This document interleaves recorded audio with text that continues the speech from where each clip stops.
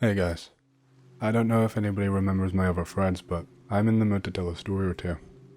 My last part 3 I asked for your stories and got some good ones. I am doing another to tell a few more of mine, but as always, you are all encouraged to tell your own tales of lonely nights and desperation.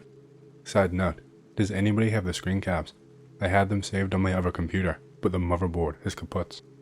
So, to catch everyone up, for about 2 years I was homeless in the back country of northeast Tennessee.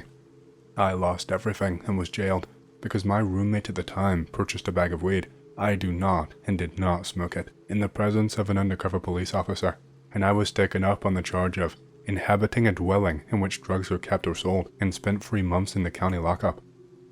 When I got out, my landlord had understandably evicted me, but was kind enough to store all of my things in a storage unit until I could get them. I sold everything, since I had nowhere to put it all, save for my grandmother's Winchester 37A break action 20 gauge and my poor guy Taurus 1911. My grandparents were long dead. My mother moved away when I was young and ditched me on them, so I had no family. No friends either. All the friends I had were mutual friends of my roommate, and now I was a snitch because I let him take the fall for his own illegal activities. No fucks given. I would do it all again the same way if I had the chance. So, to start our tale tonight, at this point, I have been homeless for over a year. I survived my first winter in the mountains, and now it was summer again. I was changed from the cold. I felt like a zombie wandering the woods. I had already, in the past year, been shot at twice, robbed by meth heads, and made friends with a black bear I call Sir Barrington. Don't know if he's actually a male, but whatever. I had a pretty decent, semi-permanent shelter, made from a lean-to put over an approximately 4-foot dugout on the hillside, insulated with mud and pine branches. I had grown accustomed to this life, as strange as it sounds. By this time it seemed quite normal to me. I had a routine. Wake up, retrieve my socks from the stick I suspend above the fire for drying, make breakfast if I have food, and then try to rustle up some small game. Squirrels, turkey, etc. Mostly squirrels. Almost entirely squirrels. I was supplementing this diet with food stamps I had finally received. Not much, $140 a month. I will tell you, $140 a month goes a lot quicker when you have to buy only non-canned, non-perishable food. I did not buy cans because they were too bulky to take on the mountain with me, so ramen noodles, powdered soups, beef jerky, things like this. I got good at making stews and soups and combining these things. Squirrel ramen stew is surprisingly good. I would boil squirrel bones for broth, then add wild onions, which are abundant in this area. Once they were soft, I would add crushed ramen and the flavor packet, and fried squirrel chunks to complete the mix. Sometimes I would cheat and bring a can or two of potatoes to add along with it, which made it much better. But I digress. I just wanted to give you all an idea of how I have been surviving this long so far. There are no homeless shelters in my town. Not even a Salvation Army. It's all in the nearby city. But the city isn't so nearby when you don't have a car or anywhere to get inside a vehicle. No bus service out here. Nothing like that at all. So I made my home near a natural spring I knew about, because I grew up a few miles down the mountain from it on a farm owned by my grandparents. It served as a good home base. Clean water all the time cannot be beat. There is a nice little waterfall. It was probably about 7 feet, and a small pool I used to bathe myself outside of the winter months. I had it easy, as far as living in the woods goes. So it's early summer. For those around for the previous thread, probably about 2 months after I stayed the night in the convenience store bathroom. For the most part, things were dull. The bathroom thing made me think a lot about what I was even doing with my life, because now, I was committing actual crimes beyond hunting out of season. It was starting to seem like I would be this homeless half-person for the rest of my life, which some dark part of me honestly hoped would not be much longer. I was drinking too. Before I became a man of the woods, I had drank probably 4 or 5 times in my entire life, but now I was drinking Old Crow almost nightly. I made my money from unskilled day labor, landscaping, carrying logs for Asplund, things like this. I was still very good at saving money, since I had no bills. I went literally months without spending a single penny. I'd do a few jobs, get paid a few $100, buy 2 or 3 big bottles of Old Crow, and be set for a long time. I didn't drink much when I drank.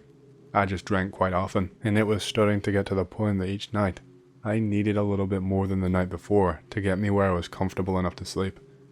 I had probably around $300 to my name at this point from working those day labor jobs, which were plentiful in the summer. I was stocked up on Old Crow, so I was just sitting on the money. I had half a plan that I would save up $1,000 and get an apartment somewhere. Yeah, right. A landlord would take one look at me. Greasy wild hair, bushy beard, a woman's overcoat, and a ridiculous contraption. A threadbare mossy oak turkey belt held up with a leather belt, and the fleece belt from a bathrobe crisscrossed across my chest and back like a makeshift mag belt from Syria, and a general stink of a man who bathes in cold creek water once a month. I had to do something. I was getting desperate. So one day I'm just sitting, stewing in my own self-loathing. I had already bagged 3 or 4 squirrels, and I had also recently stocked up with food stamps, so I didn't really have anything to do.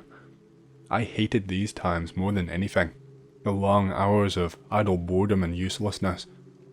I was looking at a magazine I stole from the waiting room at the health department about the luxury homes of celebrities, and I swear to God, Kay, I was there.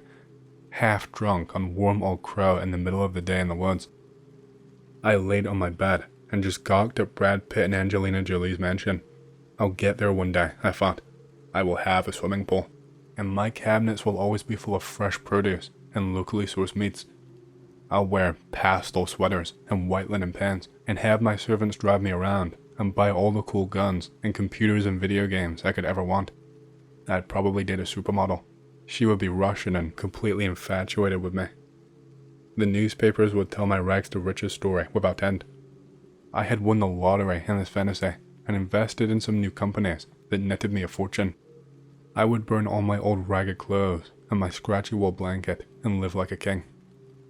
As the bird shit hit my forehead, I came back to the real world and groaned. I walked to the small pool under the waterfall and started washing my face. Fuck this, I decided.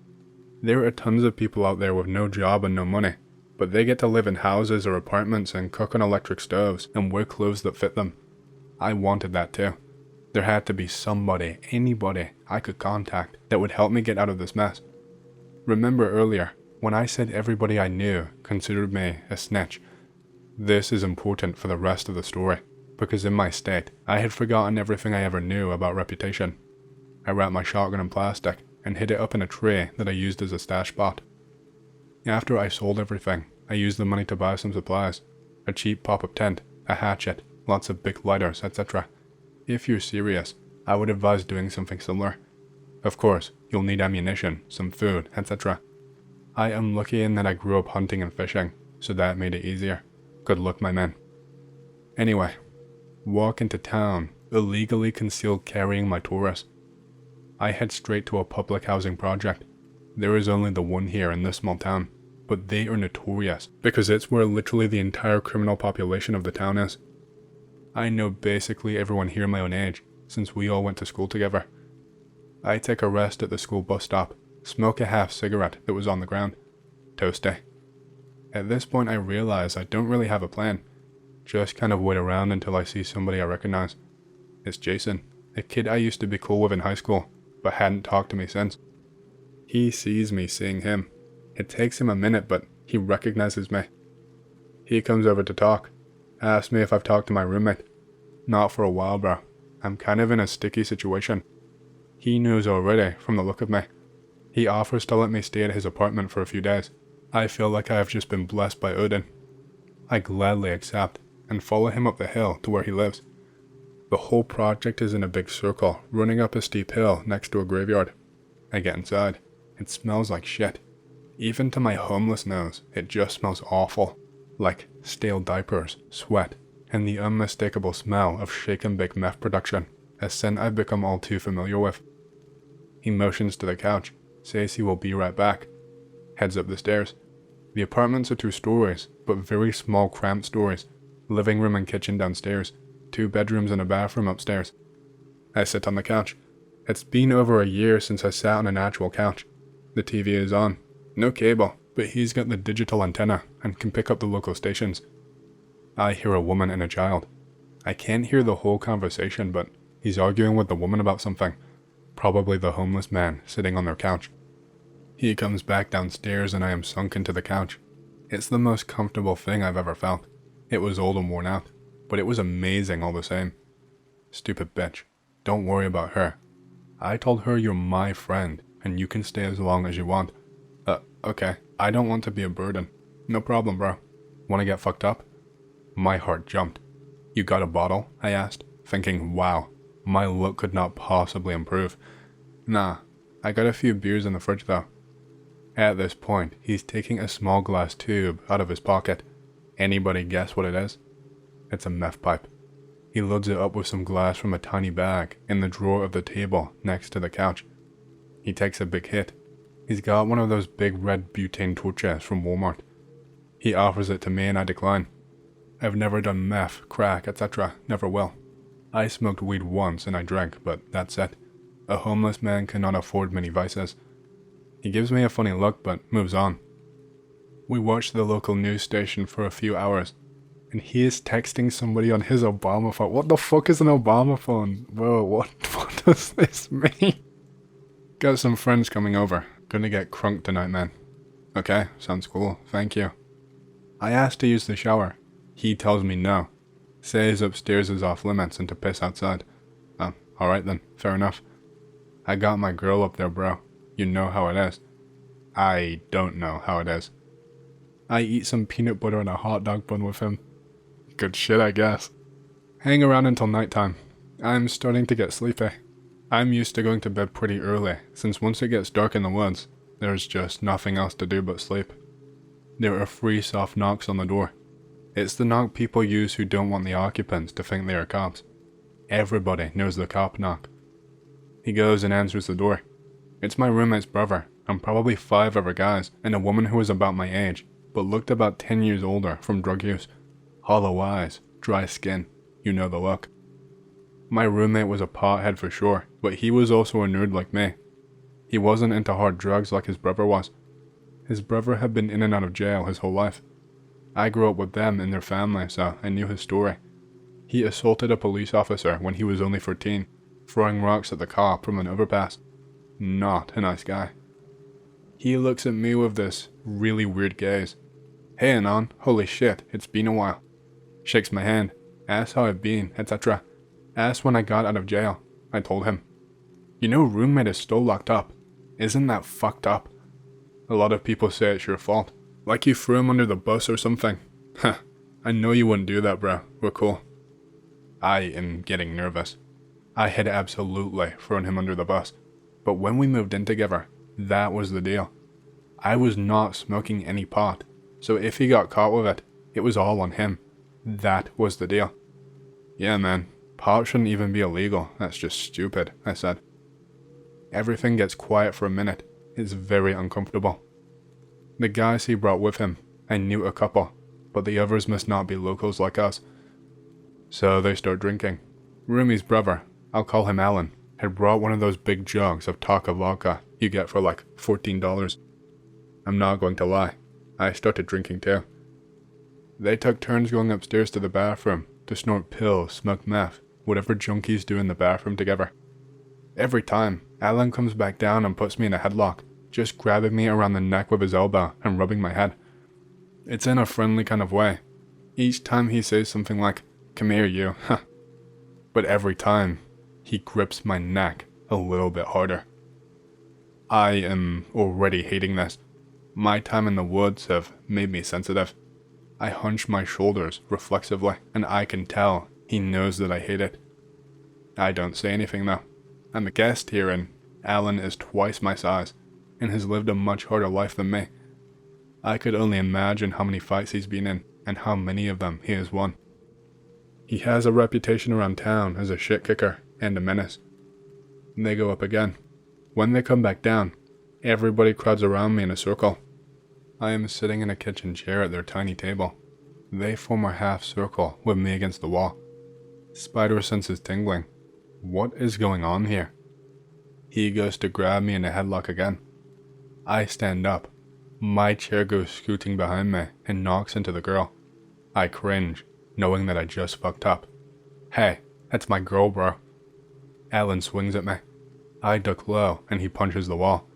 I sprint forward between his two buddies. One of them falls on the ground and grabs my ankle. I fall probably a foot away from the hallway, connecting the kitchen to the living room. Alan is on top of me in a second. He starts punching me in the back of my head, since I am face first on the ground. Each time he hits me, my face hits the floor. I lost 3 of my front teeth on the bottom side. Spitting blood, I twist around. I think he didn't have to allow me, but I was able to turn face forward to him. So now he is more on my chest, and he starts slinging fists at my exposed face. By reflex, I put my hands up to guard my face. When he punches downward, he hits my hands. He managed to hit my face twice before I had enough wits to grab his hand. Remember, my grandpa used to twist my thumb as a joke. I grab his thumb and pull it back as hard as I can. I move his arm enough to give me space to wriggle free. I'm a pretty skinny guy now due to my lifestyle. I scramble backwards. I am sitting up. My back is against the wall. I've just got my knees up, about to stand. His buddies grab my shoulders. I am delirious from cheap alcohol and minor head trauma, and 100% done with this bullshit. I reach for my gun. It's in the zipper pouch of my turkey belt. I've got it halfway unzipped, and I'm hit in the face again. Fucking idiot.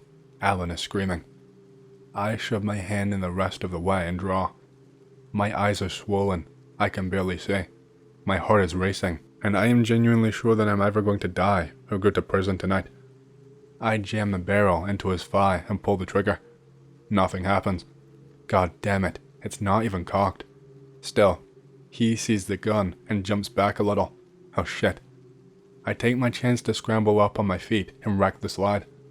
I'm pointing it pretty blindly at Alan and his buddies, backing up into the hallway. Somebody grabs my wrist and I fire. Bang. This is the second time I've fired a weapon indoors with no hearing protection. My ears are ringing, but still, I'm noticing a little more respect from my friends. I am free now. I take a nanosecond to assess if I've just killed anybody, and nobody seems to be shot.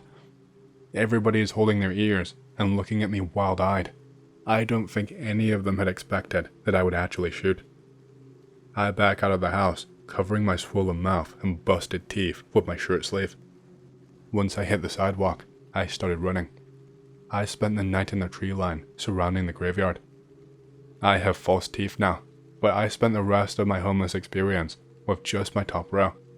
That's the only time I've ever been beat up that badly. As much as I think they deserve to die, I'm not a killer or even really a fighter.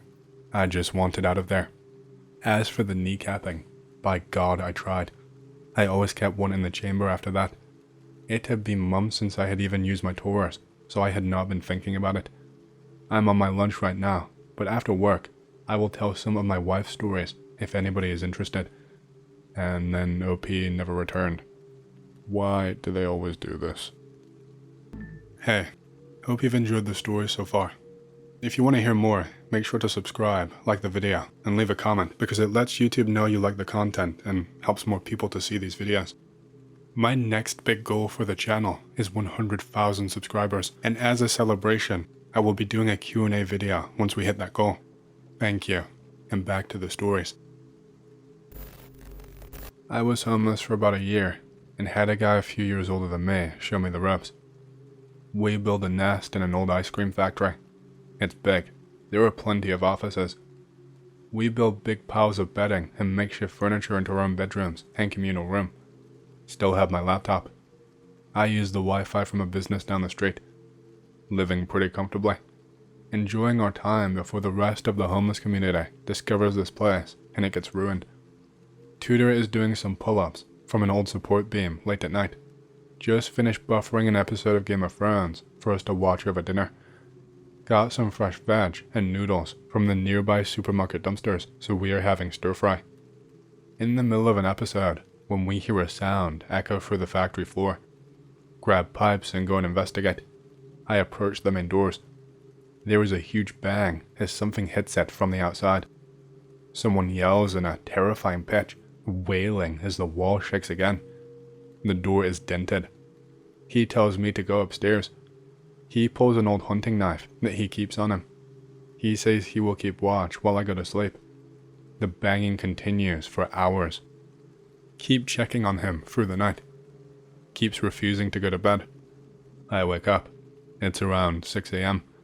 The fire is out and there is no banging. I check around. His things are gone. He didn't take anything of mine. I check the door. The steel door is warped and dented. It's covered in scratches. I look closely.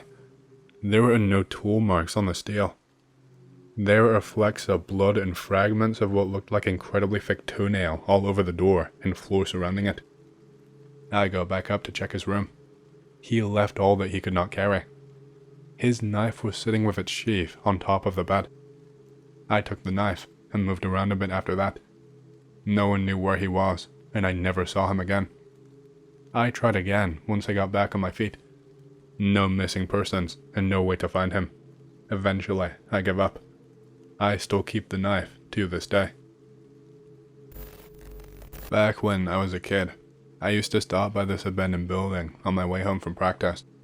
I always walked home alone because my house was in a completely different direction from everyone else on the team. It was a really rural area, pretty isolated. This abandoned house was split into 2 floors, and according to rumors, 2 people had actually taken their lives upstairs.